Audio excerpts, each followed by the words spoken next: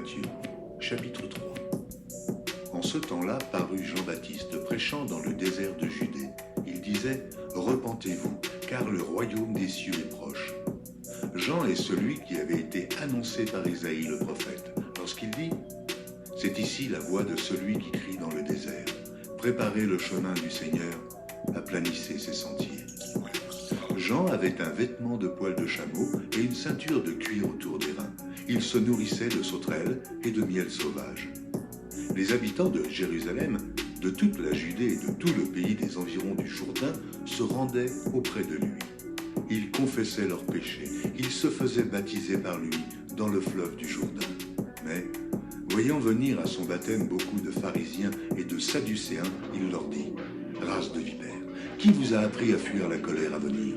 Produisez donc du fruit digne de la repentance et ne prétendez pas dire en vous-même « Nous avons Abraham pour père ». Car je vous déclare que de ces pierres-ci, Dieu peut susciter des enfants à Abraham. Oh, déjà la cognée est mise à la racine des arbres. Tout arbre donc, qui ne produit pas de bons fruits, sera coupé et jeté au feu. Moi, je vous baptise d'eau, pour vous amener à la repentance. Mais celui qui vient après moi est plus puissant que moi, et je ne suis pas digne de porter ses souliers. Lui, il vous baptisera du Saint-Esprit et de feu.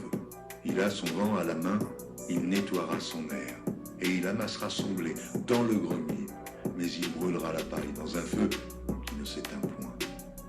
Alors Jésus vint de la Galilée au Jourdain vers Jean pour être baptisé par lui. Mais Jean s'y opposait en disant « C'est moi qui ai besoin d'être baptisé par toi, et toi, tu viens à moi. » Jésus lui répondit « Laisse faire maintenant. » Car il est convenable que nous accomplissions ainsi tout ce qui est juste. Et Jean ne lui résista plus. Dès que Jésus eut été baptisé, il sortit de l'eau. Et voici, les cieux s'ouvrirent, et il vit l'Esprit de Dieu descendre comme une colombe et venir sur lui. Et voici, une voix fit entendre des cieux ces paroles. « Celui-ci est mon Fils bien-aimé, en qui j'ai mis toute mon affection. »